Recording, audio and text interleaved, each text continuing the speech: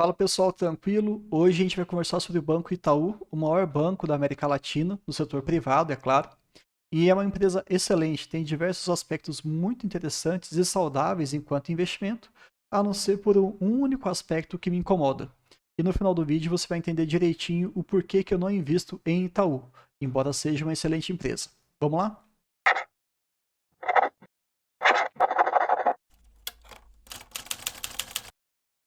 Bom, eu gosto muito de fazer uma breve revisão aqui da história da empresa para a gente entender onde que a gente está pisando. O Itaú se tornou o maior banco privado da América Latina em 2008, quando ele fez a fusão com o Unibanco, e muita gente estava preocupada ali a partir de 2014, quando as fintechs começaram a se destacar aqui no nosso mercado.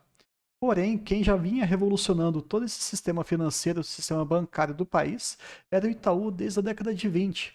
Foi o primeiro a ter cartão de crédito e de débito, começou ali com a questão de provedores de acesso à internet nos anos 90 e também foi o primeiro banco a trazer ali o caixa eletrônico para o nosso país.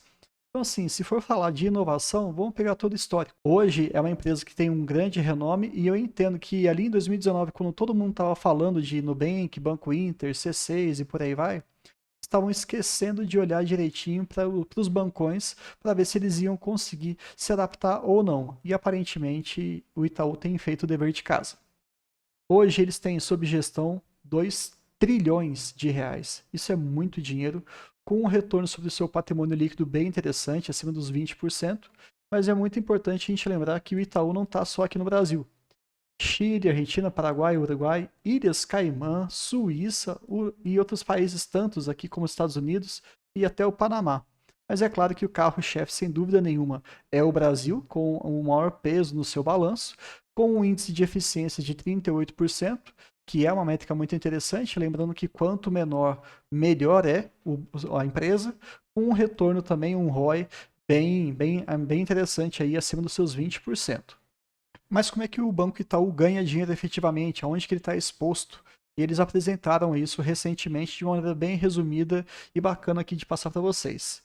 Mais de 20% do mercado imobiliário está na mão deles. Lembrando que a Caixa Econômica tem um grande espaço aí dominante, né? Na parte de cartões, quase 30% do segmento aqui do nosso país. O agro tem crescido com muita robustez, embora o Banco do Brasil seja aí líder disparado. 13% na parte de veículos, na parte de consignado, está ali com seus 12, 13%. Na parte de adquirência, né, a parte das maquininhas, eles também têm mais de 20% desse mercado. E também em relação a essa questão de administração de recursos, né, a gente percebe que eles estão presentes com mais de 10%. Então, o que isso significa? Dificilmente você vai consumir, vai deixar de consumir, melhor dizendo, algum produto do Itaú, seja diretamente ou indiretamente. E um ponto que é importante ressaltar aqui é que a parte de seguros deles não é tão forte como, por exemplo, o próprio Bradesco. Lembrando que BB Seguridade era um braço do Banco do Brasil, também era um braço muito forte, né, um segmento da empresa muito forte. Mas isso a gente não percebe tanto no Itaú. Não tem problema. Mas olha que imagem legal. Quando a gente vem para cá, a gente percebe que é difícil a gente não consumir algo que esteja ligado ao Itaú. Linhas aéreas, Azul, Carrefour, Smile, Fiat, Magalu, PayPal, Samsung, a própria Apple, né? Então, assim, Latam, Porto Seguro, são o Grupo Pão de Açúcar, a própria Avenue, que foi recentemente incorporada, né, para a gente poder conseguir investir nos Estados Unidos, ter uma conta internacional. Enfim, se vocês quiserem, faço um vídeo específico sobre isso, mas a gente percebe que ela está espalhada em vários segmentos da nossa economia. Isso está, sem dúvida nenhuma, uma robustez e um posicionamento estratégico muito interessante enquanto empresa, não apenas um banco por ser banco. Se a gente for olhar os números desse segundo trimestre, a gente percebe algo bem interessante. Um crescimento muito forte quando a gente compara ali ano a ano, né, o segundo trimestre de 2021 com o de 2022, a margem financeira cresceu 30%. Quando a gente percebe, infelizmente, a margem financeira com o próprio mercado, devido à alta da taxa de juros, eles apanham bastante, né, o banco apanha demais. Todos, Santander, que já liberou o resultado, o próprio Bradesco também já liberou o resultado, e eu vou deixar aqui em cima o card dessas duas análises para vocês, a gente percebe que eles estão realmente tendo um decréscimo interessante nessa parte. Porém, eles continuam crescendo e continuam crescendo com qualidade. Obviamente, não tem como, né? O custo do crédito tende a aumentar, já que a gente está diante aí de alta taxa de juros, inadimplência, então o dinheiro ele fica caro. Quando a gente tem aquela Selic lá no chão, fica fácil você manipular o dinheiro, fazer empréstimos, etc. Com a renda fixa crescendo demais, com o título público pagando muito, como está acontecendo, então o dinheiro fica caro. Entendem bem essa expressão?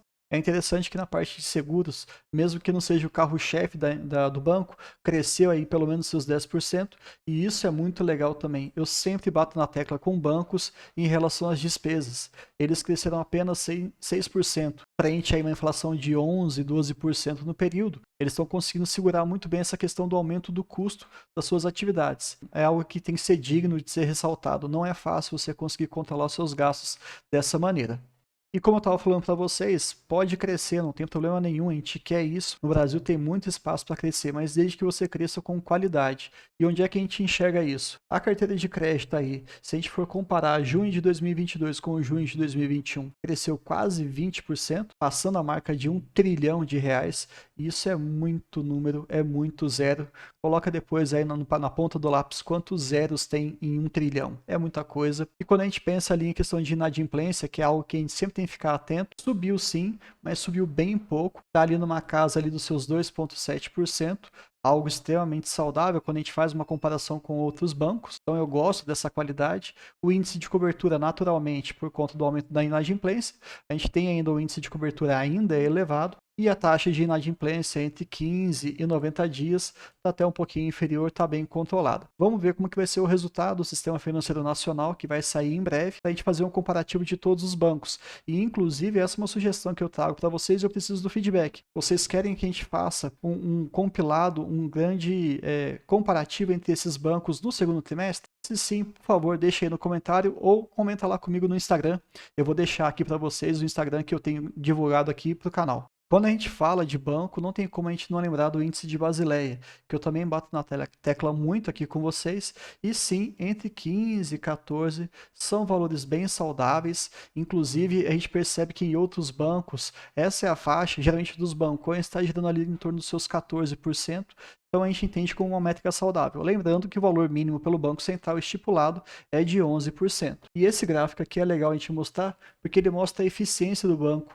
Desde 2018 até atualmente, a gente percebe um aumento da sua eficiência em relação àquilo que ele gasta e àquilo que ele traz de receita. Então, naturalmente, como eles têm reduzido os seus custos e têm conseguido converter isso em maior receita, claramente que a eficiência tende a ficar mais agradável, saindo ali da casa dos seus 45 e caindo atualmente para a casa dos 38. E para finalizar, e não menos importante nesse primeiro momento aqui, eu gosto muito de falar sobre o NPS, que é uma avaliação em relação ao uso, né, ao atendimento ao cliente. É difícil a gente conseguir identificar qual que é o valor nominal do NPS desses grandes bancos, mas aqui a gente consegue perceber que a qualidade do atendimento tem crescido. E eles colocam aqui uma projeção para 2023, um aumento de 25 pontos no seu NPS, Net Promoter Score, que vai avaliar se aquele atendimento com o cliente faz com que ele seja um próprio divulgador da própria marca ou se ele vai falar mal do banco. O importante é sempre crescer, isso aí, para que você tenha uma qualidade bem atendida para o seu cliente, ainda mais que a gente está falando no setor de serviços. E o guidance, aqui eu gosto muito de falar também, eu não vou ficar lendo linha a linha não para vocês, mas eu gosto muito de falar que eles revisaram, eles aumentaram boa parte das suas previsões, das suas projeções para o ano de 2022. Estão colocando o crescimento mais robusto, uma margem financeira também mais robusta, o custo de crédito, né, naturalmente ele tende a aumentar diante de todo esse cenário macroeconômico que a gente está vivendo, mas isso está sob controle. E também, olha aqui, o crescimento dessa parte de serviços e resultado de seguros, eles estavam estipulando no mínimo de 3,5%. Agora o mínimo para eles é o dobro, 7%. Um valor máximo de 6,5% e agora eles estão colocando em 9%. Então sim, eles enxergam a oportunidade nesse segmento de seguros do Brasil, de outros serviços, que eu acho que é interessante que a gente pode replicar isso para outros bancos e outras empresas também. A revisão, isso aqui foi o consolidado para todo o Itaú, mas também em relação ao Brasil, a gente percebe um aumento expressivo aí em relação à carteira de crédito, à margem com seus clientes e por aí vai. Então, assim, além de conseguir entregar aquilo que eles estavam projetando para 2022, eles estão subindo a meta. Isso é um grau de otimização e de resultado fantástico. Então vamos olhar aqui direto na plataforma do AGF, né? O Itaú, ele distribui todos os meses um pouquinho de dinheiro, por volta de 1 centavo mais ou menos, é bem pequeno, mas o bolo mesmo, a parte pesada, geralmente vem em fevereiro ou em julho, o anúncio desses dividendos, com mais robustez. Quando a gente olha para bancos, é muito importante a gente sempre olhar o projetivo, já que em 2020 nós tivemos uma redução regulamentar pelo próprio Bacen para reduzir o payout das empresas, então eu gosto de olhar ali o DPA projetivo, o dividendo por ação das empresas do setor de bancos. A gente percebe que o YouTube 3 está no ranking 20 e o YouTube 4 está no ranking 26. E essa diferença se justifica justamente pelo preço. Se você quiser entender um pouquinho mais se a classe 3 ou a classe 4, ordinária ou preferencial vai ser o seu melhor investimento, eu vou deixar aqui no card aqui em cima um vídeo que eu comparo essas classes pegando como exemplo o Bradesco. Ali tem uma formulinha bem bacana para você incorporar na sua rotina de investimento, que você vai bater o olho, vai fazer uma conta e já vai saber, devo comprar a 3 ou a 4, é claro, pensando nos dividendos. Então eles estão projetando aí 1,55 aproximadamente de dividendos para YouTube 3, com uma rentabilidade aí de 7,21%. Quando a gente olha também esse gráfico do próprio AGF, da plataforma AGF, a gente percebe que em termos do preço teto projetivo, o preço atual está abaixo. Então seria sim uma oportunidade para a gente comprar. Agora, quando a gente olha para o histórico de dividendos, realmente está fora da nossa margem. E aqui a gente consegue enxergar que estava crescendo e com uma consistência muito interessante. Em 2020, nós tivemos aquele impacto muito forte em relação à pandemia, né, ao provisionamento do dinheiro para ficar em caixa. E desde então, eles não estão entregando tanto quanto eles entregavam até antigamente. Tem que ficar atento a isso, tá? E a gente está chegando justamente no ponto em que faz com que eu não invista em Itaú, que é esse. Você percebe que nesse gráfico aqui a gente mostra o lucro líquido da empresa e o payout. Lembrando que o payout é aquela parte do lucro que vai para o seu acionista. Então, se um payout de 100%, ele vai acabar significando o quê? A empresa lucrou 100, então 100 vai para os seus acionistas. Um payout de 5%, desses 100 que lucrou, vai apenas distribuir 5. Olha como que oscila.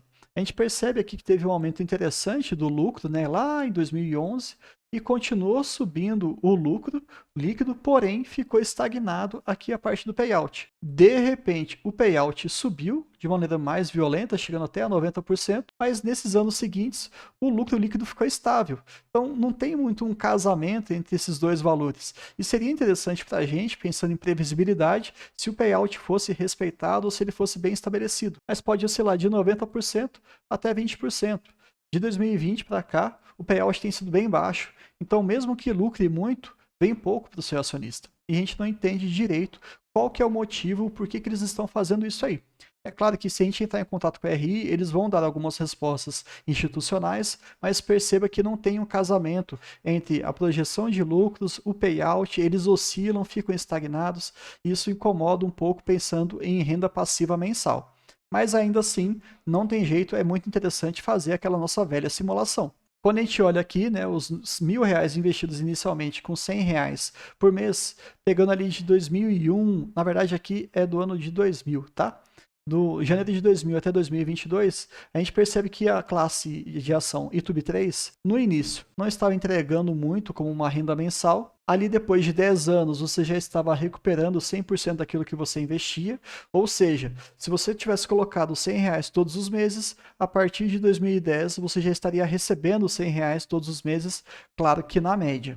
A gente percebe um pico muito forte em 2019, em bolsas na máxima, as economias na máxima, todo mundo voando, o Selic lá no chão. Você iria receber ali 10 vezes o que você estava aportando, R$100 de aporte, de investimento mensal, e recebendo ali R$1.000, R$1.100 por mês. É muito dinheiro.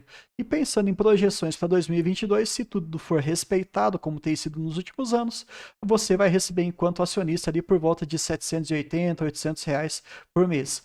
8 vezes aquilo que você colocou. Então sim, a gente pensar que no horizonte de 20 anos, você colocar um valor X, você teria recebido em Itaú algo próximo aí a 8 vezes aquilo que você estava colocando. Então, é uma empresa interessante, gosto muito, é líder de mercado, tem vários segmentos, mas por conta dessa oscilação muito grande do payout, eu fico bem incomodado em investir nela. Gosto dela como exemplo, mas não enquanto investimento. Se você está gostando desse conteúdo, se inscreve no canal e compartilhe com seus amigos, tá bom? Até mais!